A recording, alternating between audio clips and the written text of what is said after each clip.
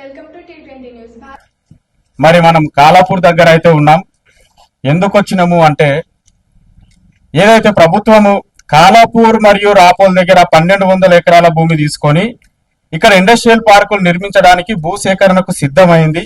మరి నోటిఫికేషన్ కూడా జారీ చేసిన విషయం తెలిసిందే. కాకపోతే ఆ 1200 ఎకరాల భూమిలో మాత్రం దాదాపు సాగు భూములే పోతున్నట్లు, మరి కన్నపల్లి లాగా చూసుకున్నటువంటి భూములు పోతున్నటువంటి రైతుల ఆవేదన ఎట్లా ఉంటుందో నియోజకవర్గ ఎమ్మెల్యే చూడాలి.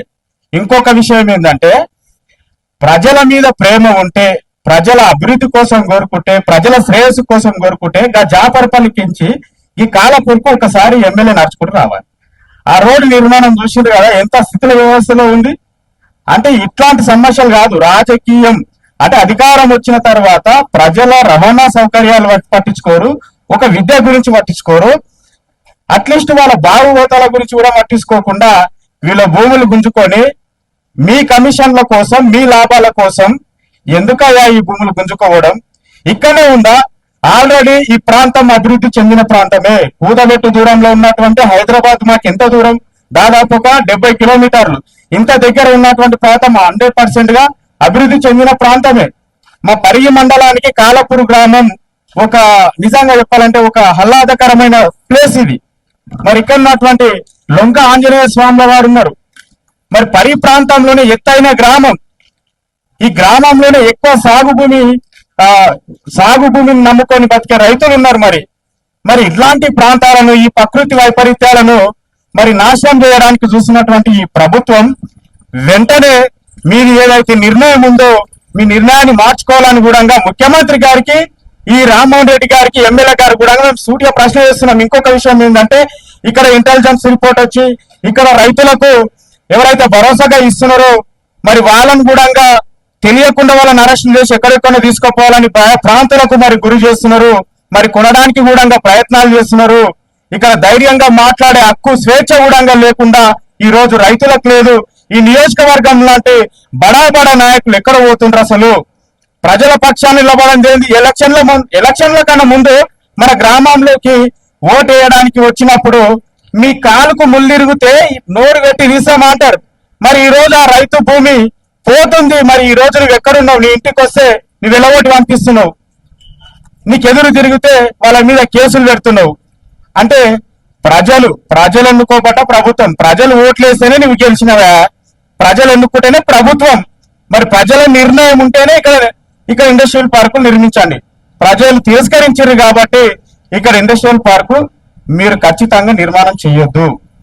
ఎందుకంటే ఇక్కడ ఒక బిజినెస్ హబ్ గా మార్చుకొని వాళ్ళ అవసరాల కోసం ఎంత తెలివి చూడండి. మన ప్రాంతం ఏదైతే చిట్యాల, రాపోల్, సైదుపల్లి, తొండపల్లి, ఈ కాలాపూర్, కుదాన్పూర్ ఈ ప్రాంతాన్ని మొత్తం ఫస్ట్ వీళ్ళు కుట్రపూరితంగా హెచ్ఎండిఏలో కలిపిండ్రు. హెచ్ఎండిఏలో కలిపిన తర్వాత మళ్ళీ నేవీ రాడర్ కి సంబంధించి అంటే ఒక రేడియల్ రోడ్ తెచ్చిండ్రు. ఆ రేడియల్ రోడ్ ను అక్కడ మంచన్పల్లికించి తీసుకుపోయి తర్వాత మళ్ళీ ఇక్కడ ఈ ప్లానింగ్ మార్చుకున్నారు.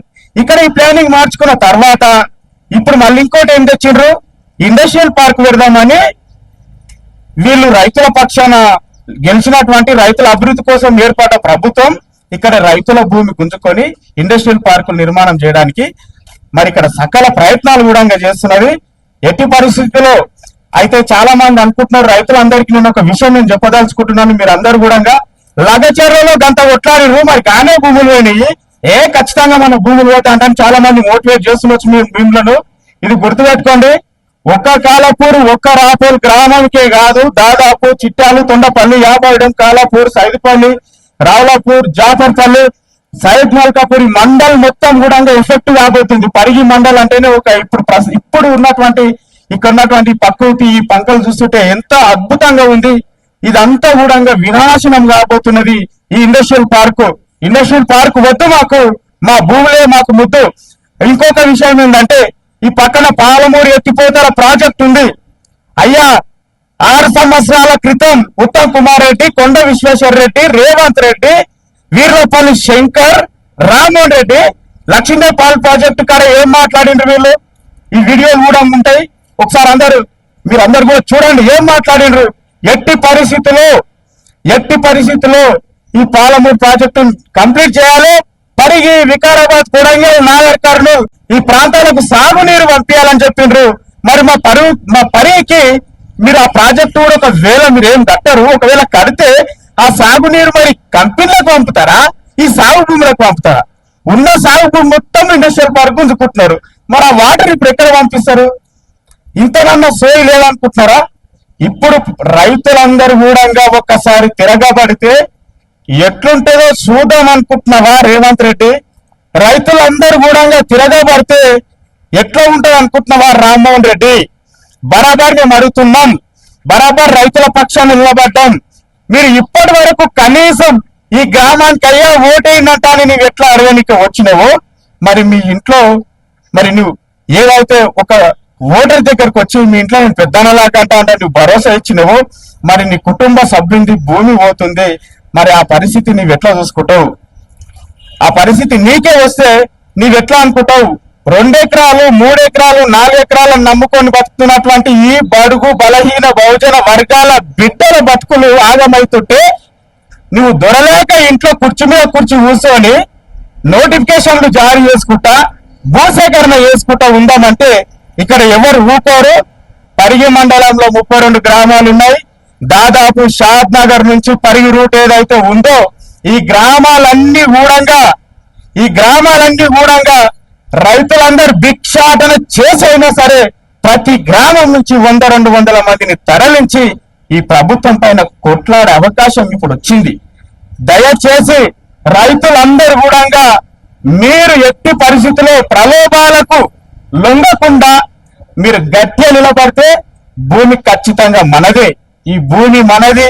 మన భూమి కాలం ఎవడో వచ్చి పెత్తనం చెలాయిస్తే మనమేం ఊరుకోవద్దు, తరిమేయాలి అసలు వాళ్ళను. ఇక్కడ ఏదో ఆయన కేసులు పెడతాడంట. మేము మొన్న రాపోలు పోయినాం, నిజంగా సిగ్గుచేట అనిపిస్తున్నది.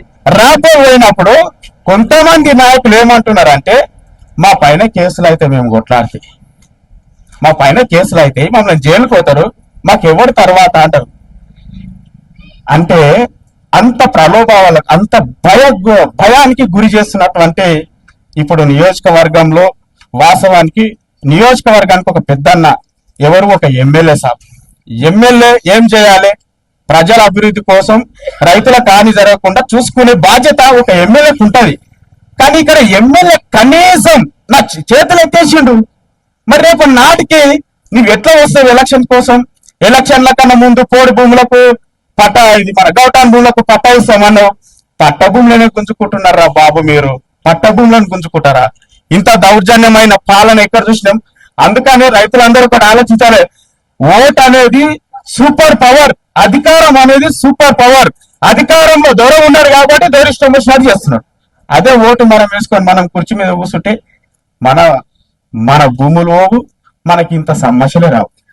అంటే రాజకీయ అధికార అహంకారం ఎట్లా చూపిస్తుండ్రు అంటే మనల్ని ఇంట్లోకించి లేపి ఎలగొట్టి ఇండ్లు ఊల్చేసి భూములు గుంజుకునే విధంగా వీళ్ళు పరిపాలన చేస్తుంటే మరి మెజార్టీ పీపుల్ ఉన్నటువంటి మన ఓట్లేసే వాడు గెలిచిండు. మనం వేసిన భిక్షతోటి వాడు రాజ్యం వెళ్తున్నాడు. వాడు మన మీద వచ్చి మన భూములు గుంజుకొని ఆడేవాడుపై ఎట్టి పరిస్థితులలో కాలపూర్ గ్రామ ప్రజలు కూడా చాలా గట్టిగా ఉండాలి. రాపూర్ గ్రామం కూడా ఉండాలి.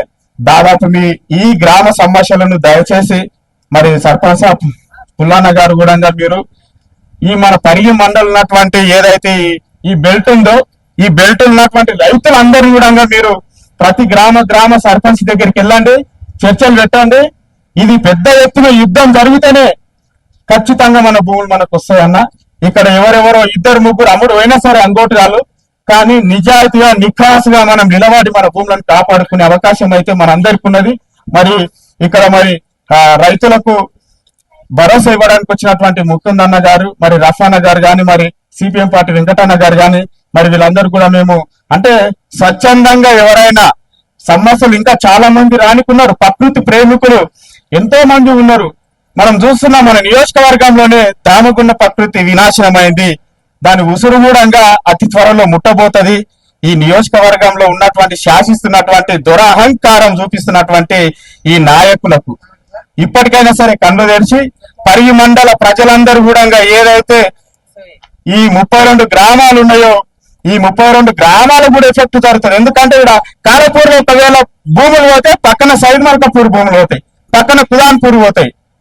ఒకవేళ రాపోలో పడితే చిట్యాలు సైదుపాలతో అంటే దాదాపు మినిమం మండలం మొత్తం నాశనం అవుతుంది. కాబట్టి ఖచ్చితంగా ప్రతి ఒక్క రైతు ఒక్క నాటే కాలాపూర్, నాటే రాపోల్, పరిగి మండలము మనం కాపాడుకుందాం, ఈ ప్రకృతిని కాపాడుకుందాం.